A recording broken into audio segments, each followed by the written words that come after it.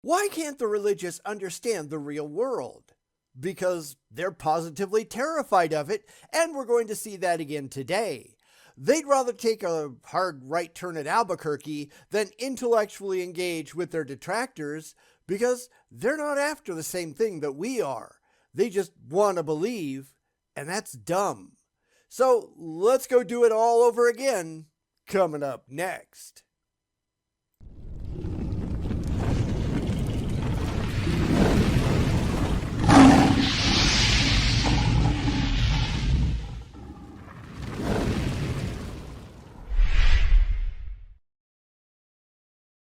I've done some talking about this recently, so I wanted to take a deeper dive. Sometimes I just go off on a tangent. Sue me. These are important topics, though, but the religious, sadly, are incapable of getting out of their own heads long enough to have an intelligent discussion, as I think this is going to show. Granted, I've only read a couple of the comments which the content creator 4T Christian Apologetics is actually responding to, so good for him, but he can't imagine that everyone isn't just like he is. Because these people tend to have problems with that, right?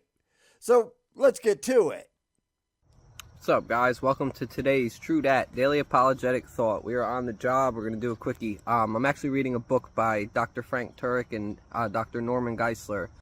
Ah, yes. I don't have enough faith to be an atheist. It's a crap book, by the way, but we've addressed Geisler and Turek around here plenty, more so Turek because he's a complete con man, and it really doesn't go well for them, does it? Now, this is something I just have to bring up because I see tons of Christians with tattoos, and doesn't the Bible prohibit such things in Leviticus 19:28? Of course, there's lots of ways to rationalize your way around that, but these Bible thumpers just pick and choose what they want to follow and what they want to ignore, right? Because Christianity is just choose your own theology, isn't it? Called I Do Not Have Enough Faith to Be an Atheist, and it's a pretty long book, I would say, and it gives a full argument for the evidence of God, and specifically the God of the Bible. They talk also about pantheism and atheism and other religions and sects that there are out there. Sects. Told you so. And yes, I've read it, and it's terrible. However, we've talked about that a bunch in the past, so there's really no need to do it again. This is where I figure he got the idea for his video because it is kind of Frank shtick. If Christianity were true, would all become Christians? Yeah, probably not, but we'll cover that in more detail whenever he gets there. Frank really isn't the kind of person that I'd trust to tell me about sects. Yes, sects, or, sex, or really anything else. So let's get back to it. That are out there, and kind of just, he calls it a 95% airtight argument for Christianity, right? More like an absurd misunderstanding of what he's actually saying, because Christianity is laughably absurd, and it's just con men like Frank that have to keep trying to convert people so they keep making money off their bullshit books. We know that's what this is all about, right? So can you just stop bobbing on Frank's knob and get to the topic of the video? Or are you just going to make me regret using your video to make my point? Because sadly, I do that a lot. Obviously, that's an arbitrary number. That's his opinion, but he recognizes, well, both of them recognize that we can't prove Christianity. And that's kind of the problem, isn't it? Because I caught a video yesterday, I think it was on the line, where the theist kept saying, I can't prove this to you. Okay, then why do you believe it? I mean, why the hell are you calling since you admit that you've got no evidence? But even more significantly, why do you believe something that you can't show is factually correct? That's a question I ask a lot of people these days, and none of them have any good answers. No matter what you claim to have experienced, and a lot of them make that claim, how have you ruled out delusion, insanity, mistakes, all of that stuff? They haven't because they aren't remotely interested. It's just got to be true because fifis.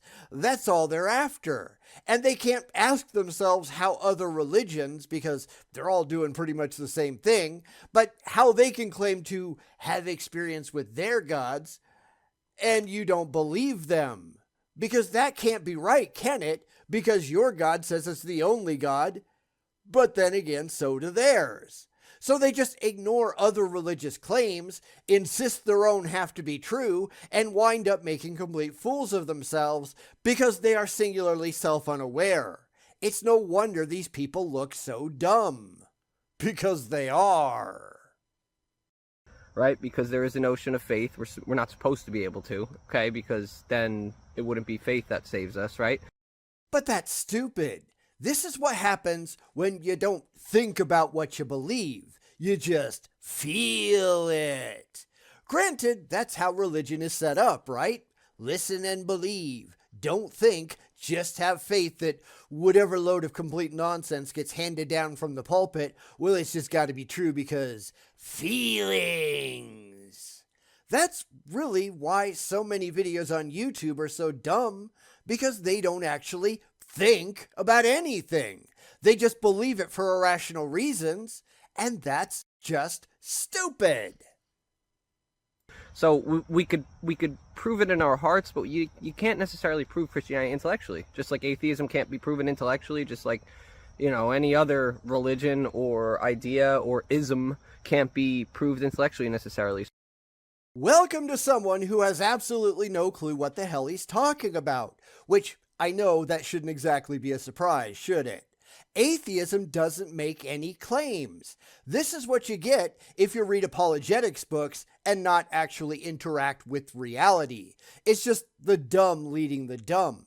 Ignorance isn't something that you should be proud of, but it's really all they've got, right? This just shows how fundamentally ridiculous religion is, and it's not just Christianity, it's all religions. All of them have the same problems. It's why they get laughed at so often, and probably why this guy turned the ratings off on his video. He did leave the comments open though, and he's getting positively roasted, and his responses, as I already said, just prove that he's the one with the intellectual and rational deficiencies. And I trust that no one is at all surprised. So what it comes to in some conversations is there are some people who legitimately want to talk about the topic of human origin, purpose, destination, all those things they want to talk about on an intellectual level, and actually you want to talk philosophy. There are very truly open-minded people who do that, and we could agree to disagree with. I have a lot of friends like that. I'm grateful for them. There is no agree to disagree. Where there are facts, then the facts are what matters. Where there's just opinion, like what's your favorite flavor of ice cream, who the hell cares? However, everything he mentioned are fact-based issues, and as such, they need to be evaluated based on the facts and the evidence that we actually have. You don't get to just opt out of reality because you really like the bizarre shit in your head. Agree to disagree only comes up when you got no facts and don't care about the real world. You just really want to believe, and that's just stupid. I see not everybody's that way, and I know not all Christians will talk to them the way I will speak to them. So there is a question, though, when you get into more of a heated conversation, or even if it's online, someone's sitting behind their computer spewing all their bold words that they would never say to your face, but there's a place to go that Frank Turek uses, and it's when you arrive at the point, and it's a way of finding out if their argument is actually intellectual or just purely emotional. Because if it's purely emotional, then it's no different than me saying, I'm indoors right now, and arguing that I'm indoors, and you saying, no, you're outdoors, and I'm saying, no, I'm not. I'm indoors. I believe it with all my heart. But you've already shown that's exactly what you're doing. This is the problem, because they don't even pay attention to the words that come out of their own mouths, much less anyone else's. You are either indoors or you are outdoors. Let's just make it a binary choice for the moment, because yes, you can make the case for some gray areas, but for the sake of this discussion, in or out, that's the only real choice. So long as we have the same understanding of those terms, then the actual reality of the situation is based on the evidence. not assertion, not claims, and let's be honest, the religious have absolutely nothing else, because it doesn't matter what you believe, it matters what you can rationally justify. And this guy, especially since he's listening to Frank Turek, con man extraordinaire, he's not going to even try to address his justifications at all. He just really wants to believe, and that makes him a complete idiot. You don't just get to say, I believe X, therefore X is true, because you really happen to like the idea that X is true. It is true or not true, entirely beyond your personal preferences and desires. Truth exists external to your head. That's why we test things to see if they're actually true. Because your fifis in faith, they only make you look like a moron. And that is not a good thing. My intellect would just be out the door, and whoever's talking to me should just walk away from me, because I'm obviously not being intellectual, okay? I'm probably a crazy person. Maybe that's because you are. Or at the very least, not using your rational faculties in any way that makes you look like an intellectual.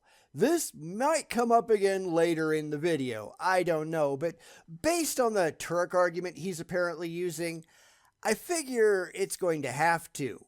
This is really where all theists go wrong, because they figure that just because they really like an idea, that idea doesn't need to be justified in any rational way, and that is simply false, especially when talking to anybody else who doesn't belong to your stupid cult. Remember, they really don't want to talk to us. They want to keep it all in the family because they know that they have no way whatsoever to convince anyone else that they are sane. At least when it comes to their religious beliefs. So, don't talk to anybody who asks questions, and you don't have to worry about it, right? Except you do. So, let me tell you a quick story that's a little funny, and then I'm going to give you what this technique is. I remember when I was younger, I used to hang out at the movie theaters a lot as a teenager. Friday nights, go try to meet some girls. That's what we did. And I was a late bloomer. I'm 6 feet now. I grew eventually, but in my freshman year of high school, I was 4'11" and 78 pounds. I was tiny. I didn't hit puberty till a few years later than the rest of the world. So I remember being at the movies, and I went to talk to this one girl. I don't even think I was interested in her, but we were talking about our age, and I was 16 at the time, I believe, and she was 15. But I had looked so much younger that she's like, "You're not 16. You look like you're 12." And I'm like, "No, I'm 16. And she started arguing. I don't know why she got so annoyed. I said, "Oh, hold up. I have my learner's permit on me. It has my birth date on it and my picture." So I go to again. She says, "No, I don't believe you," and walks away. I said, "No, I'll show it to you." I said, "I'm not trying to lie about my age for any sort of reason." And she just walked away. She got annoyed. She didn't want to see it. There wasn't even a reason to fight, but her pride got in the way of her wanting to actually intellectualize what was true. She wanted to be emotional. She wanted to be angry, and she didn't want to hear the truth. Okay, that went on way too long for no real payback. But here's the problem. The religious are the ones being that girl. Now, I've got no idea if that story was true. We catch the religious in those kind of lies all the time. Convenient stories made up in the moment because they fulfill a purpose. Now, I'm not saying he's lying necessarily, because it doesn't really matter. The story was completely irrelevant, but I'm sure that he thinks he's being the rational when in reality, he's being anything but. We'll see that more clearly, I figure, as he continues, but this is really where we see so many theists infected with Dunning-Kruger. They are insanely confident in their own abilities and ideas, but their ideas are just absurdly laughable and false. Dumb things stated confidently don't stop them from being dumb things. That's why you need evidence to back yourself up, and they clearly don't have any. In fact, they have baldly rationalized why they can't have any evidence, and that's not a good thing. But finally, can we get into the actual meat of this? Why I did this video in the first place? I hope I don't regret my decisions, but you never really know, right? So let her walk away, and meanwhile I have the proof sitting in my pocket of my age, okay? There are people like this that exist. They don't want to hear it, no matter what, because of emotion. And I'm guessing that this is about to go sideways. Now, I don't know for sure because I haven't seen it, but I've got a sneaking suspicion. Because in the case of your story, you had evidence. That she refused to accept it, that's her problem, not yours. But you actually had the corroboration in your pocket, as you said. You're about to get to Christianity where you don't have any evidence at all, and I suspect you won't understand the difference. If that story ever happened at all, of course, and I don't really care one way or the other because that's not important, but I'll side with him over the girl.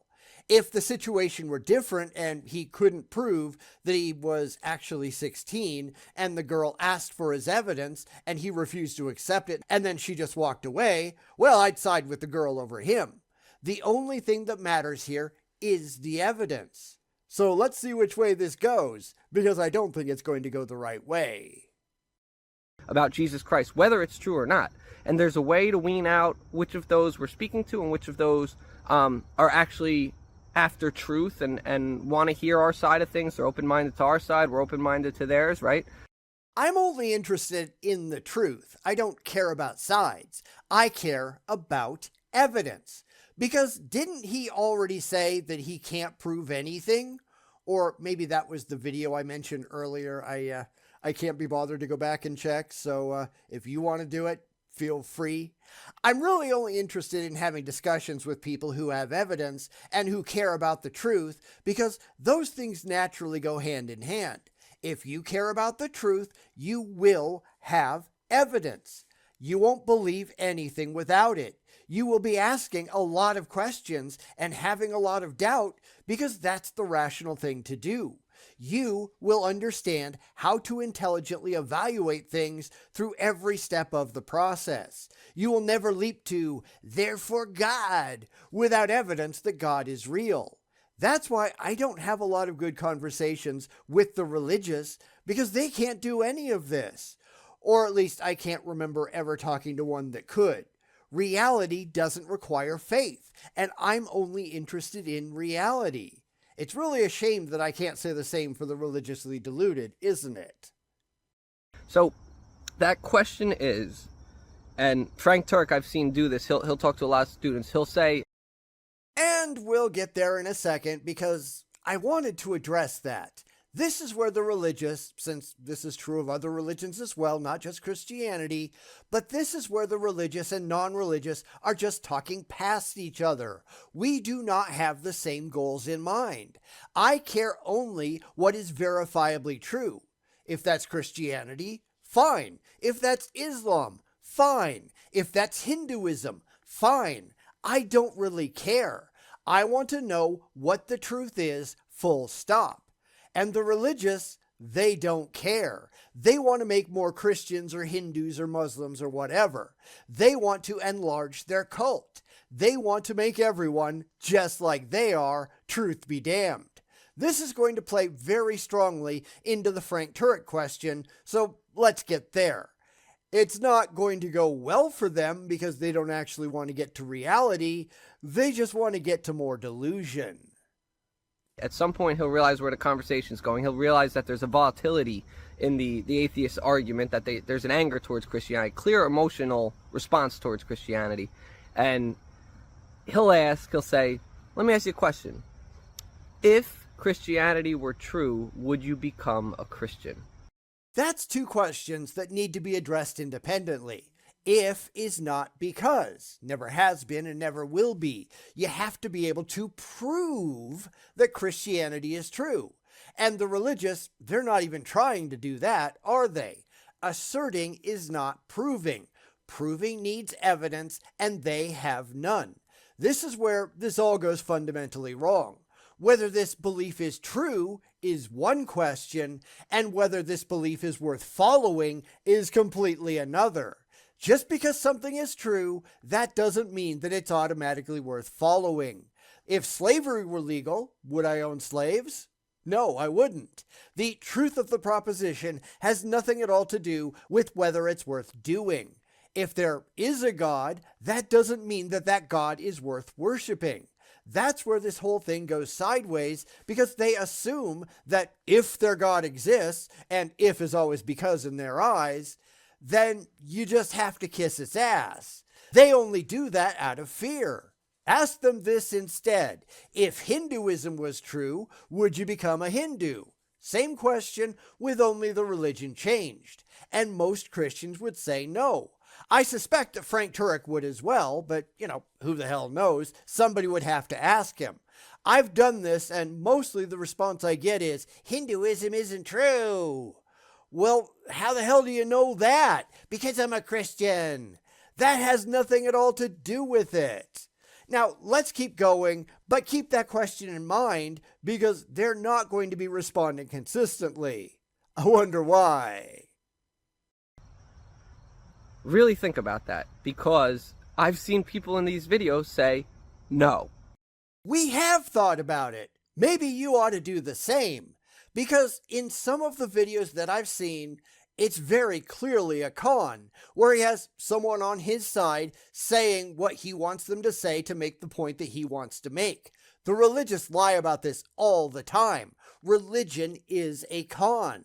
How many times have we seen the religious just making up stories because it's convenient around here? That's how faith healing works after all. It's been soundly debunked, even though there are still plenty of scam artists out there that do it.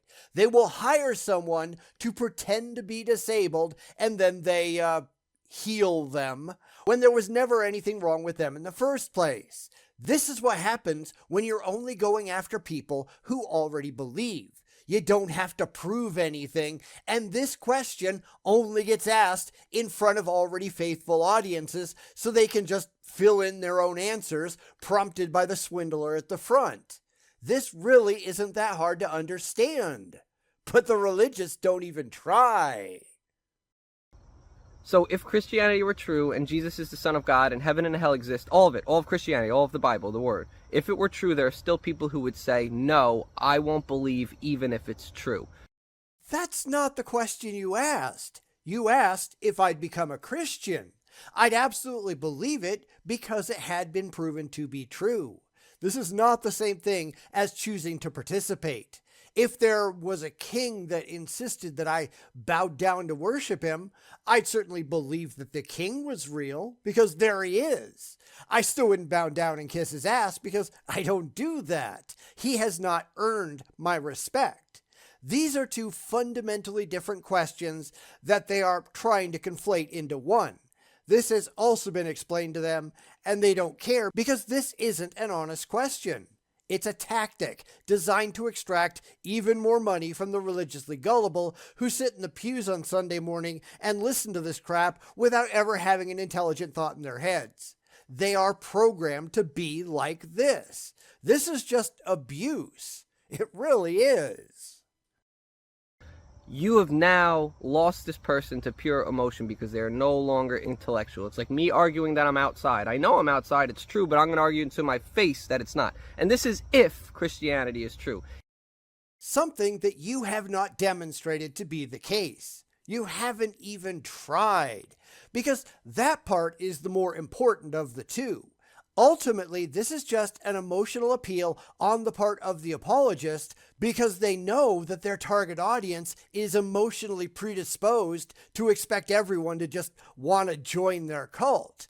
They can then spin it like it's an emotional response because, of course, Christianity is true. No evidence required or anything. They believe it for entirely emotional reasons, so it's just gotta be true. These people never stop and think because, thinking is hard and just reacting is easy. That's why this guy is such an idiot, because he can't take a step back and realize what kind of con Frank is running. He doesn't actually want to consider the ramifications. He just really wants it to be true. It's an example. Obviously, we're not going to get there. We're not going to be able to prove that to them in this world. Then why are you asking the question? Because if you can't prove it, then it's a completely irrelevant question. They really are expecting us to be every bit as irrational as they are, but we're not. That's why actual atheists rarely ever see this from the apologists.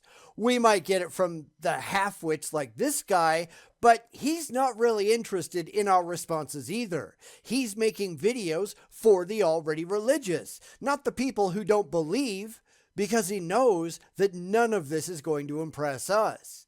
That's why they all just spout the same nonsense, because they're not interested at all in what the atheists have to say in response.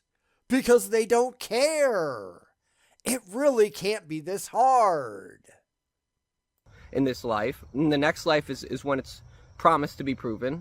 That's stupid, though. There is no reason to believe it in this life, but you have to believe it in this life to get to the next life, so this is all just a scam.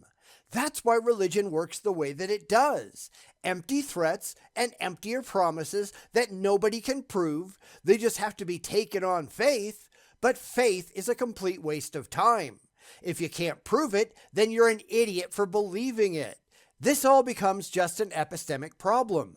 Do you care about the truth? And if you do, how do you get there?